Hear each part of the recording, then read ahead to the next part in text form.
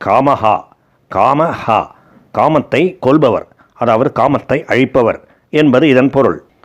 பல அசுரர்கள் இந்த உலகங்களை பல விதமாக துன்புறுத்தி இருக்கின்றார்கள்.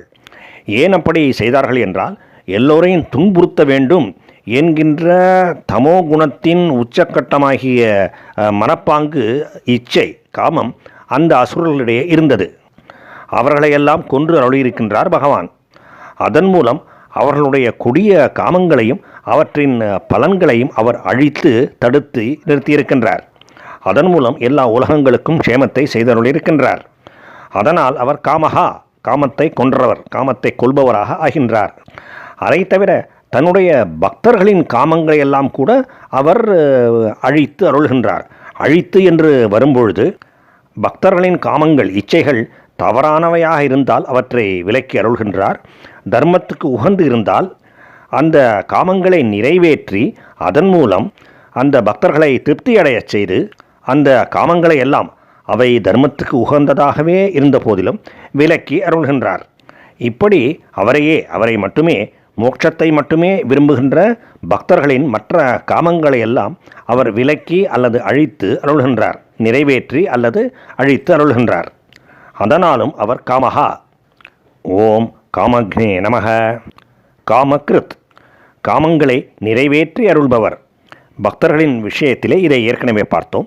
பக்தர்கள் அல்லாத மற்றவர்களின் விஷயத்திலே கூட பகவான் அவர்களுடைய காமங்களை நிறைவேற்றி அருள்கின்றார். இன்ன காரியங்கள் மூலம், இன்ன கர்மங்கள் மூலம் இன்ன கர்ம பலன்களை பெறலாம் என்று அவர் விதித்திருப்பதால் பக்தர்கள் அல்லாதவர்கள் கூட அந்தந்த செயல்களை புரிந்து அந்த விருப்பங்களை நிறைவேற்றி கொள்ளலாம். ஆனால் இது பொதுவான உண்மை. கர்ம பலனை அல்டிமேட்லி கொடுத்து அருள்பவர் பகவான் மட்டும்தான் என்பதை ஒருபோதும் மறந்துவிடக்கூடாது. இவ்வாறாக பக்தர்கள் ஆயினும் சரி, பக்தர்கள் அல்லாதோர் ஆயினும் சரி, காமங்களை, இச்சைகளை, விருப்பங்களை நிறைவேற்றி வைக்கின்றார் பகவான். அதனால் அவர் காமக்ருத். ஓம் காமக்ருத்தே நமக. அடுத்த திருநாமம் காந்தக. காந்தக என்கின்ற சொல்லுக்கு கவர்பவர், கவர்ச்சி உடையவர், ஈர்ப்பு சக்தி உடையவர், தன்பால் ஈர்ப்பவர் என்று பொருள். அவருடைய உடலும் சரி, மனமும் குணங்களும் சரி நம்முடைய மனத்தை கவர்கின்றன. குறைந்தபட்சம் பகவத் பக்தர்களின் மனங்களை கவர்கின்றன. அப்படி கவர்பவர் பகவான். அதனால் அவர் காந்தக. பகவானுடைய ரூபங்களிலே மற்றும் செயல்களிலே கூட ஒவ்வொருவருக்கு ஒவ்வொன்று மிகவும் பிடித்ததாயிருக்கலாம். பொதுவாக பக்தர்களுக்கு அவருடைய எல்லா ரூபங்களும் எல்லா செயல்களுமே பிடிக்கும். ஆனாலும் ஏதாவது ஒன்று மிக மிக பிடித்ததாக அமையக்கூடும். உதாரணமாக பக்த மீராபாய்க்கு பகவானுடைய கோவர்தன கிரிதார ஸ்வரூபம், கோவர்தன மலையை குடையாக பிடித்து அருளினாரே, அந்த உருவம், அந்த செயல் மிக மிக பிடித்தது. அதை போலவே உருவம் என்று வரும்பொழுதும் சிலருக்கு பாலகிருஷ்ணரின் உருவம் மிகவும் பிடித்திருக்கலாம், சிலருக்கு கீதோபதேச கிருஷ்ணரின் ரூபம் மிகவும் பிடித்திருக்கலாம் என்று இவ்வாறு. ஓம் காந்தாய நமக.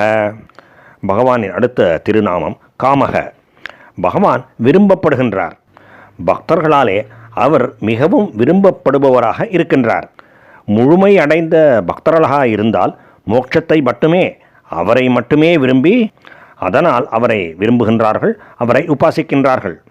மற்ற சாதாரணமான உலகத்திலே வாழ்கின்ற பக்தர்களாக இருந்தால் தர்மார்த்த காமங்களை முன்னிட்டு, மோட்சத்தை பிறகு பார்த்து கொள்ளலாம், தர்மார்த்த காமங்களை முன்னிட்டு சாதாரணமாக பொருள் வேண்டும், பணம் வேண்டும், தங்களுடைய விருப்பங்கள் பூர்த்தியாக வேண்டும் போன்ற காரணங்களுக்காக பகவானை விரும்புகின்றார்கள்.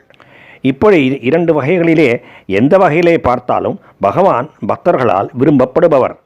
அதனால் அவர் காமக என்கின்ற திருநாமத்தை பெறுகின்றார். ஓம் காமாய நமக. காமப்பிரதக, காமங்களை அதாவது விருப்பங்களை நிறைவேற்றி கொடுப்பவர், அதுவும் அள்ளி கொடுப்பவர். கிருஷ்ணரின் நண்பராகிய சுதாமா இதற்கு ஒரு மிகச்சிறந்த உதாரணம். அவருக்கு வறுமையிலே இருந்து விடுபட வேண்டியிருந்தது, அவ்வளவுதான். மற்றபடி இந்த உலகத்தில் உள்ள செல்வங்கள் எல்லாம் தனக்கு வேண்டும் என்று அவர் நினைக்கவில்லை. ஆனாலும் எல்லா செல்வங்களையும் அவர் மீது வர்ஷித்து அருளினார் பகவான். இப்படி பக்தர்களுக்கு அவர்கள் விரும்பியவற்றை கொடுத்து அருள்வதால் அவர் காமப்பிரதக. ஓம் காமப்பிரதாய நமக. பகவான் மிகச் சிறந்தவர், மிகவும் மிகவும் சிறந்து விளங்குபவர். அதனால் அவருக்கு பிரபு என்கின்ற திருநாமம். ஓம் பிரபவே நமக. பகவானுக்கும் பகவானின் திருநாமங்களுக்கும் பக்தர்களுக்கும் நமஸ்காரம்.